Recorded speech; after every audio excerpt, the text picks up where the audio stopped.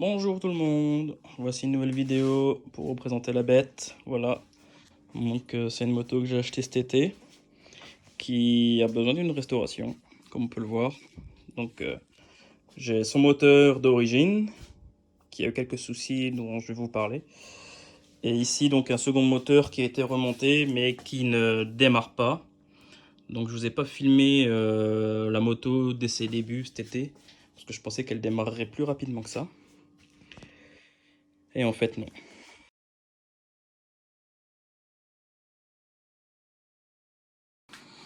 Je vous parle un peu de ce modèle. Donc il s'agit d'une Usaberg 400 FE.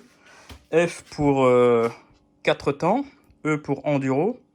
Donc il existe la FC pour 4 temps cross, qui est différente de ce modèle avec une partie inférieure qui n'existe pas dans le réservoir.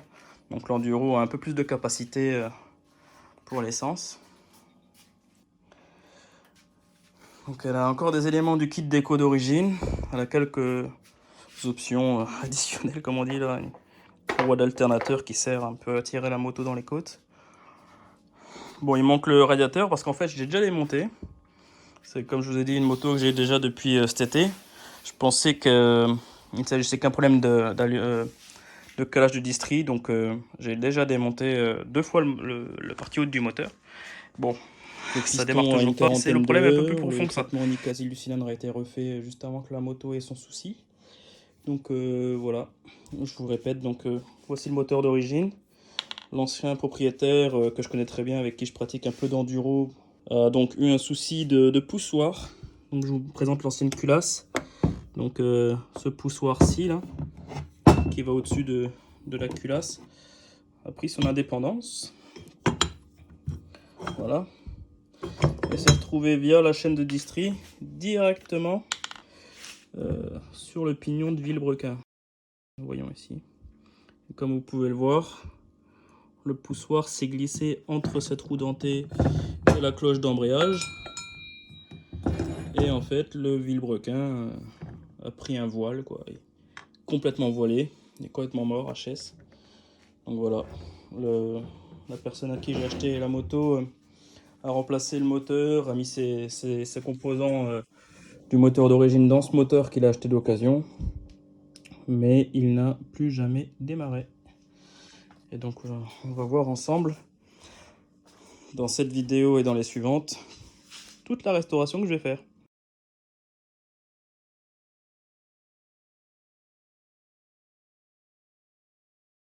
L'objectif c'est donc j'ai commandé je vous mettrai le lien dans la description sur le site pour tous ceux qui ont des Usaberg. Il existe un site aujourd'hui, c'est Typemeister. Bon, ils ont des prix très compétitifs. Ça vient d'Angleterre, les frais de port sont pas exorbitants. Et ils ont globalement tout ce qui permet de refaire une Usaberg comme ça des années 90.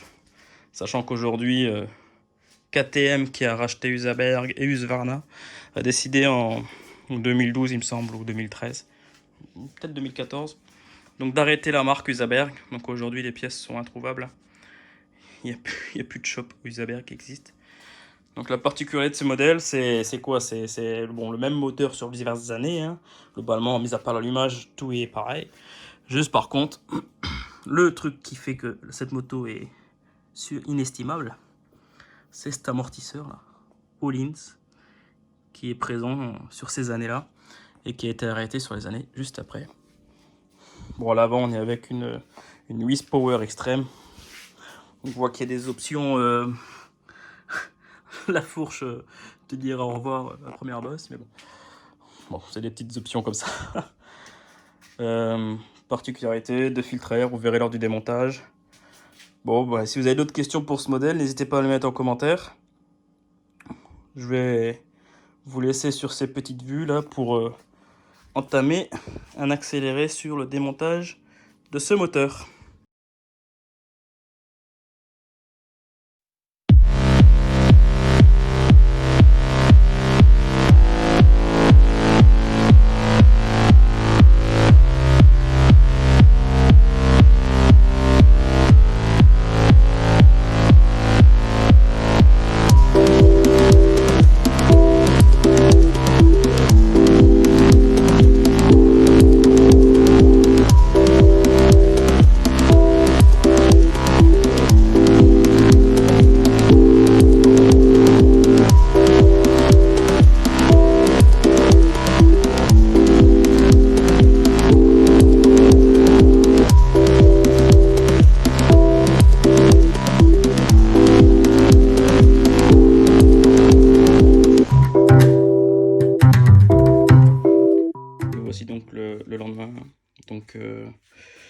j'ai encore ouvert en deux le moteur hier soir. Du coup, il faut taper un peu du maillet dans les endroits stratégiques. Surtout pas utiliser de tournevis pour les plans de joint là, sinon on casse tout. Hein. Donc j'ai sorti arbre primaire, arbre secondaire, le barillet qu'on voit là. Donc voici les barillet, les fourchettes, tout ça. Donc c'est uniquement emmanché dans les roulements qui se trouvent ici. Hein. Donc pas taper, mais pas agiter à gigoter un petit peu de haut en bas pour pouvoir les extraire de ces roulements. Voilà. Donc l'allumage, la visserie, de la pignonnerie qui est de l'autre côté du carter, là où se situe l'embrayage. Donc là c'est le côté allumage. Là c'est le côté embrayage. Donc voilà, tout est extrait. Il ne me reste plus qu'à remplacer les roulements. Et donc à extraire ce vilebrequin qui est plié. On le voit bien lorsque je fais tourner. Vous voyez, il y a clairement un voile et clairement voilé. Donc je sais pas encore si je l'enverrai en réparation.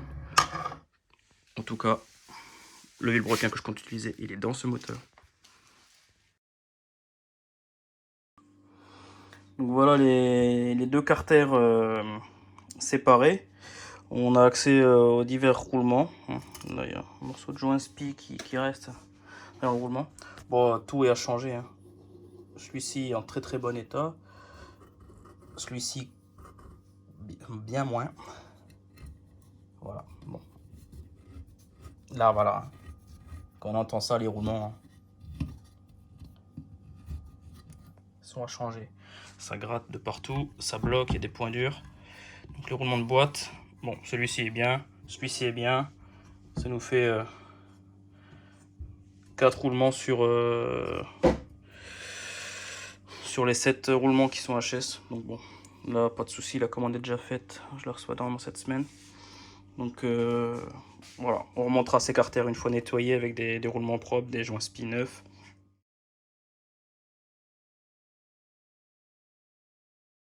La boîte est saine, en tout cas pour ce qui concerne les arbres primaires, secondaires et le barillet.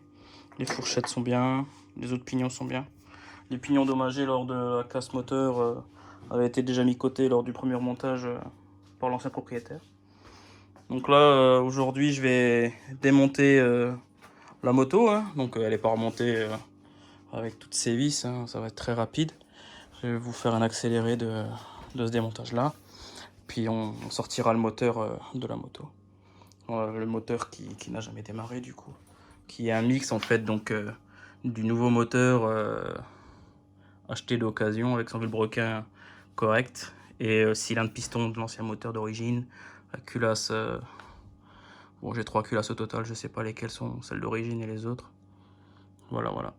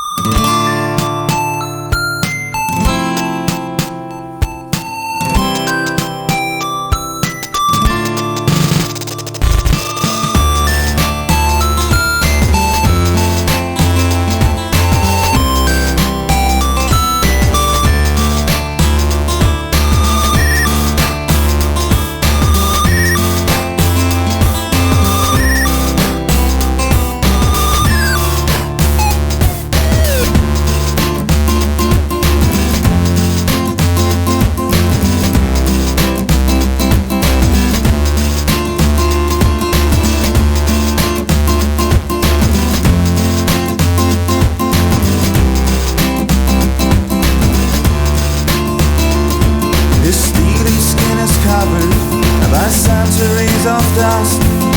Once he was a great one, now he's dull and rust. And all the he's trying, can you feel the pain of the sad, sad robot? And it's driving him insane. He can turn back time and history, so his life became a misery. He has to face the destiny, nobody cares anymore. Bon, nous voilà avancés du coup. Alors J'ai retiré l'axe du bras oscillant, donc qui maintenait l'arrière du moteur, ainsi que les deux platines avant en aluminium là, qui font la jonction entre le cadre et le moteur. Vous voyez, donc là les deux platines aluminium, ainsi que la visserie, et puis l'axe de roue arrière. Donc là, le moteur est détaché de la moto, il n'y a plus qu'à le sortir. Alors je vais essayer de vous le filmer.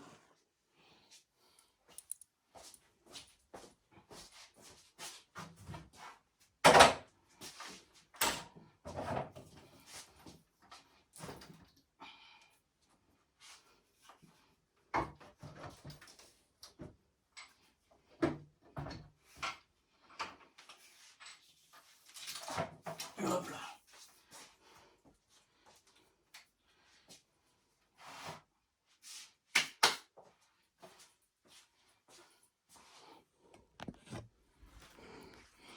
Et voilà, donc le moteur sorti du cadre. Donc c'est ultra simple hein, sur Usaberg, ils ont vraiment bien fait. Hein. Voilà, deux petites fixations en bas, là, le bras oscillant. On voit qu'il y a eu quelques réparations sur le bras oscillant. La soudure. En haut, en bas. Bon, il me l'avait dit hein, quand je l'ai acheté la moto. Bon, c'est la bonne soudure bien épaisse, ça a l'air de tenir. Voilà. Bon, et bien, prochaine étape, démontage du moteur.